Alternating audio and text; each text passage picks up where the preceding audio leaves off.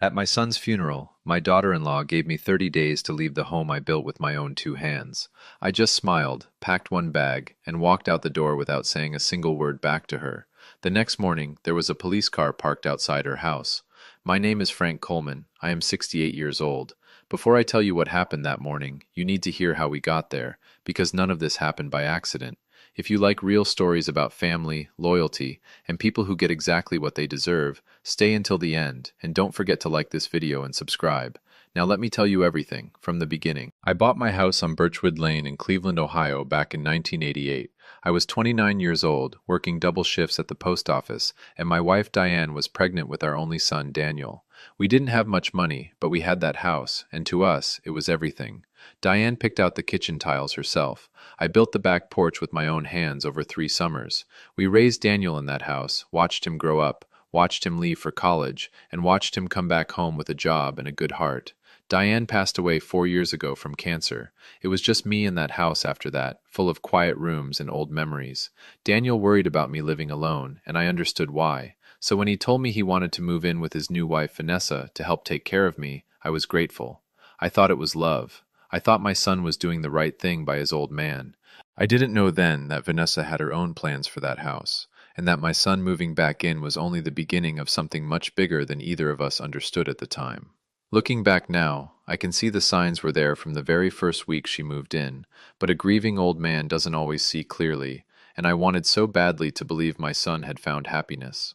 I welcomed her with open arms. I gave her a key to the front door. I never once thought that key would become a weapon. Vanessa was 33 years old when she married my son. She was polite in front of people, always smiling at church, always saying the right things at family dinners. But behind closed doors, she was a different woman entirely. Within the first 6 months of living in my house, she had already rearranged my living room, replaced my wife's curtains without asking me, and told Daniel that the guest room where I kept Diane's old sewing machine needed to become her home office. I let it go every time. It was easier to let it go than to fight about it. Daniel worked long hours as an insurance adjuster downtown, and every night he came home tired, caught between his wife's demands and his father's quiet patience. I watched my son shrink a little more every month. He used to laugh loud and often. Now he mostly just nodded along with whatever Vanessa said at the dinner table. I never said anything bad about her to him, not once, because I could see he was already carrying enough weight. But I noticed things. I noticed how she talked about the house like it already belonged to her. I noticed how she asked Daniel more than once why the deed was still only in my name. I noticed how she watched me sometimes, like she was doing math in her head. I told myself I was being an overly suspicious old man. I told myself my son was happy, and that was enough.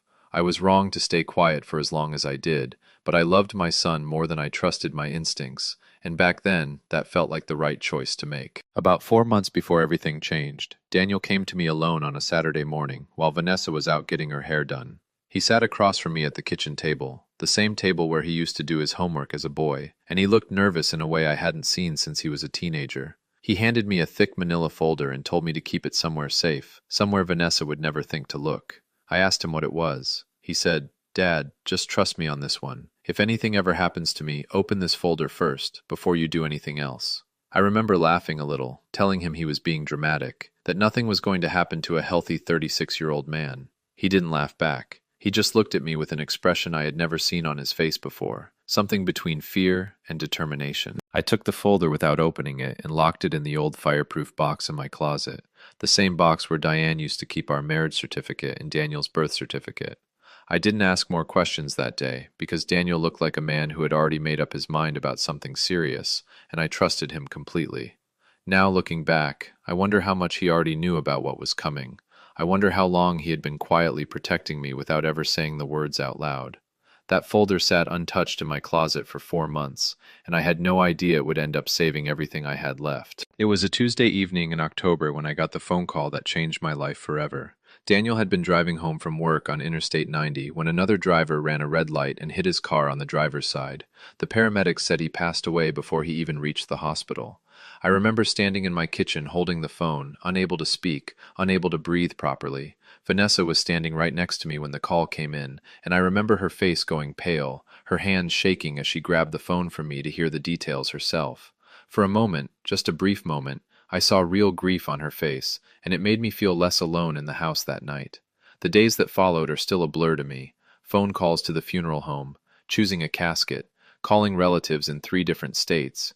Vanessa handled most of the arrangements, and at the time I was thankful, because I could barely function enough to get dressed in the morning. I kept expecting to hear Daniel's truck pull into the driveway. I kept setting 3 plates at dinner out of habit before catching myself. Losing a wife had been hard. Losing my only son felt like losing the last piece of the life Diane and I had built together. I sat in his old bedroom one night, the same room he had as a boy, and I cried until I had nothing left. I had no idea that in less than a week, the woman helping me plan my son's funeral would stand in that same house and tell me to get out. The funeral was held on a cold Saturday morning at a church 3 blocks from our house, the same church where Daniel had been baptized 36 years earlier. More than 100 people came. Co-workers from his office, old friends from high school, neighbors who had known him his whole life. I stood at the front next to the casket, shaking hands and accepting hugs from people I hadn't seen in years. Vanessa stood beside me the entire service, dressed in black, playing the part of the grieving widow perfectly.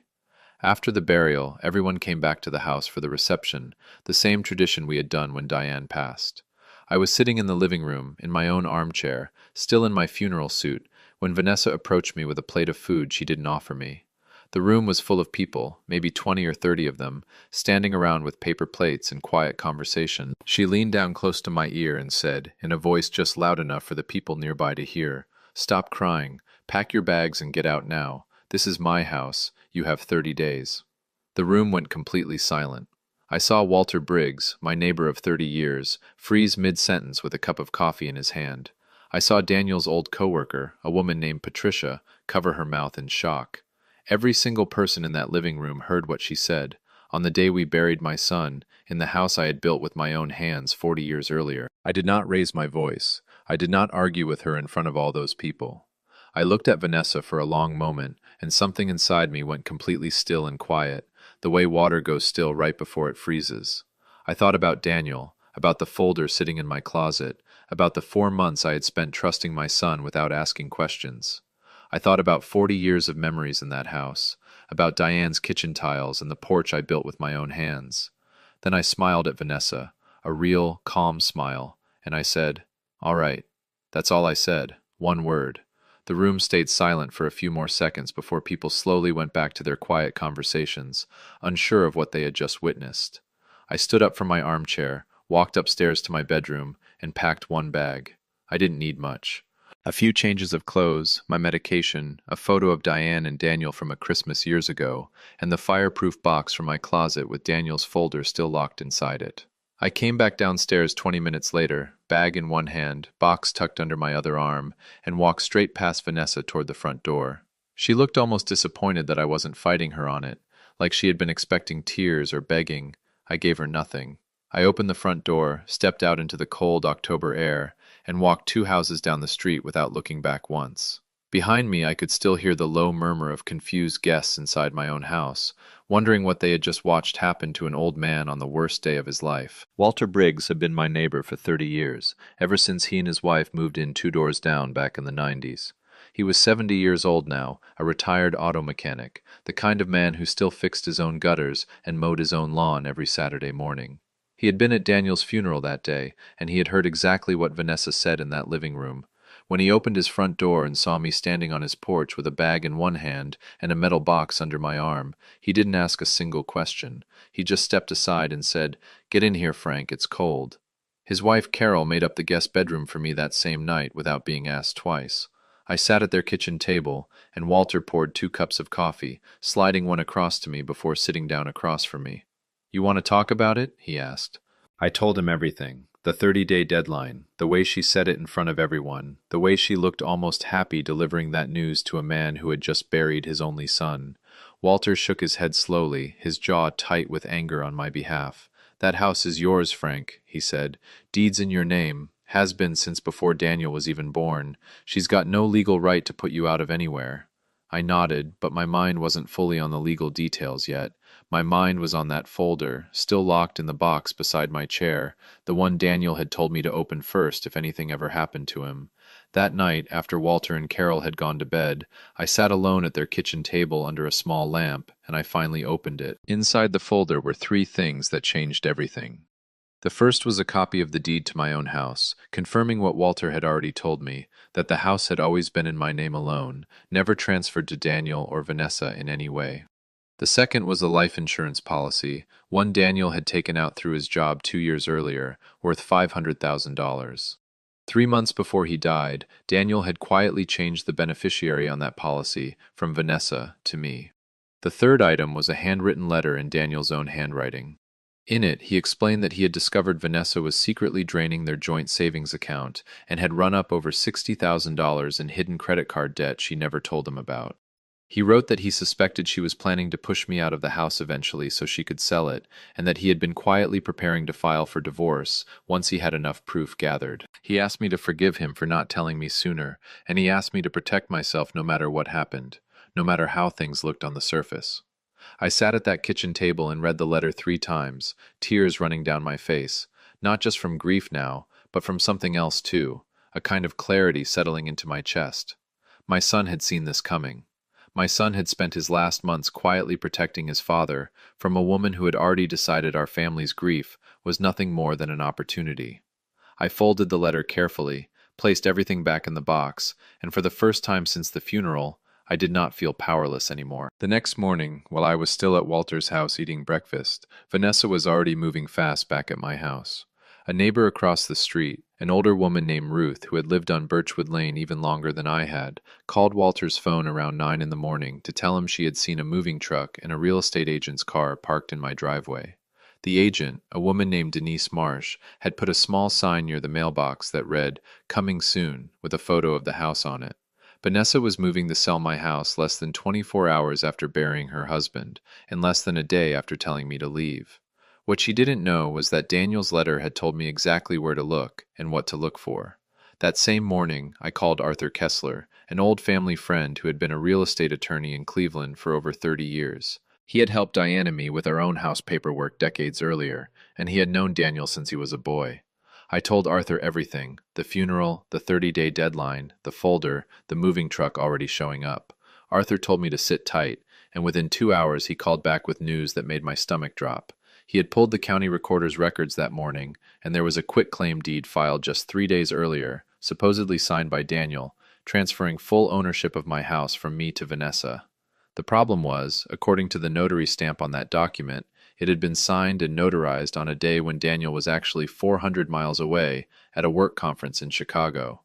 Arthur Kessler did not waste any time once he found that document. He had been practicing law long enough to know exactly what he was looking at, a forged deed, backdated and notarized under false pretenses to make it look legitimate. He pulled the notary's license information listed on the document and discovered the notary herself, a woman named Sharon Kellerman, had no record of ever notarizing anything for Daniel Coleman on that date, or any date. Arthur suspected, and later confirmed, that Vanessa had paid Sharon, a former co-worker of hers from years earlier, to forge the notary stamp and backdate the paperwork using an old, unused notary seal Sharon still had access to. Arthur explained to me that this wasn't just a family dispute anymore. This was deed fraud and forgery, both serious felony crimes under Ohio law, and both crimes that carried real prison time. He asked me one simple question before doing anything further. "Frank, do you want to handle this quietly, or do you want to report it?" I thought about Daniel, about the letter in his own handwriting, about how hard my son had worked in his final months to protect a father he loved. I thought about Vanessa standing in my living room the day of his funeral, telling a grieving old man to pack his bags in front of 30 people. I looked at Arthur and said, "Report it, all of it." Arthur filed a formal complaint with the Cuyahoga County Recorder's Fraud Division that same afternoon, along with copies of the forged deed, the notary's false statement, and Daniel's original letter as supporting evidence. By 4 o'clock that afternoon, the case had already been forwarded to the Cleveland Police Department's Financial Crimes Unit. The detective assigned to the case was a woman named Detective Maria Ruiz, a 20-year veteran of the Cleveland Police Department who specialized in fraud and forgery cases. Arthur met with her personally that same evening and walked her through everything: the timeline of Daniel's death, the funeral, the 30-day eviction demand made in front of dozens of witnesses, and the forged deed filed just days before Daniel even passed away. Detective Ruiz pulled additional records that night, including Daniel's actual work travel records from his insurance company, confirming he had truly been in Chicago on the date the deed claimed he signed it in Cleveland. She also reached out to the real estate agent, Denise Marsh, who had no idea the property she was preparing to list had a fraudulent ownership claim attached to it. Denise, wanting nothing to do with a fraud investigation, immediately pulled the "Coming Soon" sign from my yard and canceled the listing paperwork. Detective Ruiz told Arthur that with the notary's forged stamp, the impossible travel timeline, and Daniel's handwritten letter all lining up together, she had more than enough for a warrant.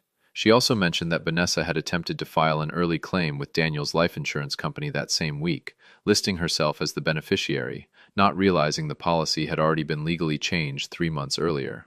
That attempt alone raised additional red flags with the insurance company's fraud department, who had already begun their own internal review before the police even got involved. Everything Vanessa had rushed to do in the days after burying her husband was now working directly against her, one piece of evidence at a time, exactly the way Daniel had quietly planned for it to happen if she ever tried something like this. The next morning, exactly as Detective Ruiz had planned, a Cleveland police cruiser pulled into the driveway of my house on Birchwood Lane at 7:40 in the morning. Ruth, the neighbor across the street, told Walter later that Vanessa answered the door still in her bathrobe, confused and half asleep. Detective Ruiz identified herself and informed Vanessa she was investigating a filed complaint of deed fraud and forgery related to the property, and that she had several questions regarding the notarized document filed with the county recorder's office. According to Ruth, Vanessa's face went white as a sheet standing in that doorway. She tried explaining that Daniel had signed the paperwork before he passed, but Detective Ruiz calmly informed her that Daniel had been in Chicago on the date in question, a fact confirmed by his own employer's travel records. Vanessa was brought in for formal questioning that same day, along with Sharon Kellerman, the notary who had forged the stamp. Within a week, both women were formally charged, Vanessa with deed fraud, forgery, and attempted insurance fraud, and Sharon with forgery and notary misconduct. The forged deed was voided immediately by the county recorder once the fraud was confirmed, restoring full and clear ownership of the house back to my name, exactly where it had always legally belonged. Vanessa was given 10 days to vacate the property while the criminal case moved forward, the same house she had given me only 30 days to leave less than 2 weeks earlier. Walter told me later that when the moving truck finally came for her, only one neighbor came out to help her carry boxes, and it wasn't out of kindness. It was Ruth, making sure Vanessa didn't try to take anything that didn't belong to her. I moved back into my house on Birchwood Lane on a quiet Thursday afternoon in November, almost exactly 1 month after I'd walked out with one bag and a metal box under my arm. Walter and Carol helped me carry a few boxes back in, and Ruth brought over a casserole that evening, the same kind of small, quiet kindness this street had always been known for. The house felt different without Daniel in it, and it always will, but it also felt like mine again, fully and completely, the way it was supposed to feel. I found Diane's old sewing machine still packed away in a hallway closet, where Vanessa had shoved it years earlier, and I set it back up in the guest room where it belonged. Vanessa eventually took a plea deal on the fraud charges, avoiding the maximum sentence but still receiving probation, a permanent record, and a court order to repay legal fees related to the false property claim. She never contacted me again, not once, and I never reached out to her either. Some nights I still sit in my armchair in the living room, the same chair I was sitting in the day she told me to pack my bags in front of 30 grieving guests, and I think about my son. I think about how, even in his final months, even while carrying his own quiet fears, Daniel found a way to protect his father one last time. That folder in my closet wasn't just paperwork. It was my son's final act of love for me, delivered months before he even knew it would be needed. I lost my son, and nothing will ever replace that. But I got to keep the house we built our family in, and more importantly, I got to keep the truth of who my son really was, right until the very end.